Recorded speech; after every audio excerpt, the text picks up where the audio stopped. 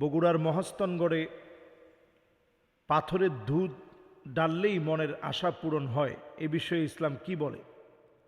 এটা শুধু বগুড়ার মহাস্থানগড়েই না, এটা বাংলাদেশের আরও বিভিন্ন জায়গাতে আছে। বগুড়ার মহাস্থানগড়ে পাথরে দুধ ডাললে মনের আশা পূরণ হয়, এই জন্য অনেকেই যায় সেখানে লিটারকে লিটার দুধ সেখানে ঢেলে দেয়। সেইম এই বিষয়গুলো বাংলাদেশের বিভিন্ন জায়গায় আছে।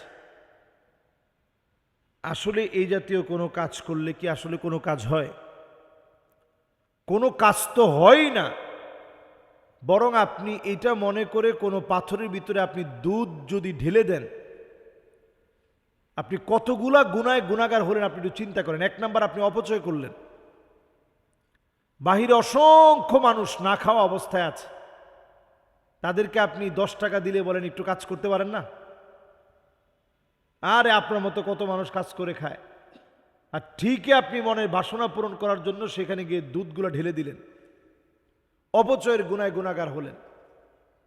2 নাম্বার, শিরকের গুনায় গুনাহগার হলেন। আপনি মনে করছেন যে এখানে দুধ ডাললেই মনের বাসনা পূর্ণ হবে।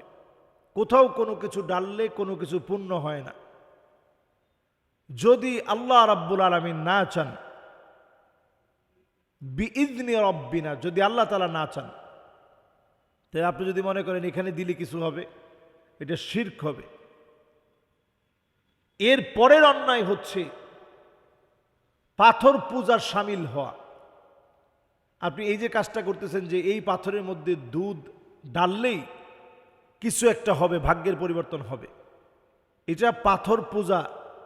নবী সাল্লাল্লাহু আলাইহি সাল্লাম হাদিসের মধ্যে বলছেন,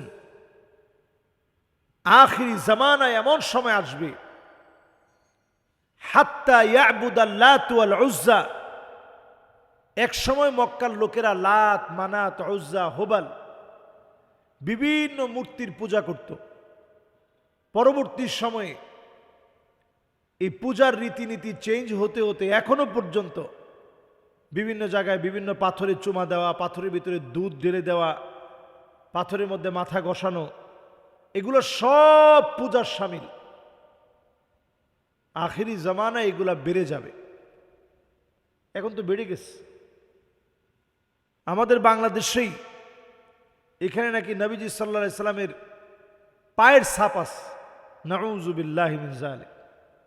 চিটাঙের এই নবীজির পায়ের ছাপ বলে এর আশেপাশে যেইভাবে চুম্বন করা হয়, নবীজির পায়ের ছাপ এখানে আসবে কেমনে? তারা বলে যে এটা নিয়ে আসছে, অথবা রেপ্লিকা অনুরূপ পায়ের ছাপটা এখানে আনা হয়েছে। এই টোটাল কথাগুলো সব ফেক, সব মিথ্যা কথা। এগুলোর ভিতরে কোনো বরকত নেই, এগুলো সব মিথ্যাচার। আপনি যদি বরকত কামনা করেন, জুমা বারে অধিক পরিমাণে নবীজির উপরে দরুদ শরীফ পড়েন, নবীজির একটা একটা করে সুন্নাহ অনুসরণ করেন, নবীজির সত্যিকারের যে আসারগুলো আছে এগুলাকে মহব্বত করেন, ভালোবাসেন, সুন্নাহগুলা ইত্তেবায়ে রূপান্তরিত করেন, অনুকরণ অনুসরণের মধ্য দিয়ে মানার চেষ্টা করেন, তবেই আমার আপনার আমলগুলা কবুল হবে। আর যত ভণ্ডামি আছে এগুলো ছেড়ে দিতে হবে। বিভিন্ন মাজারে গিয়ে মানত করা, চুমা দেওয়া, এগুলো সব বাদ দিয়ে দেন, আল্লাহর দিকে ফিরে আসেন।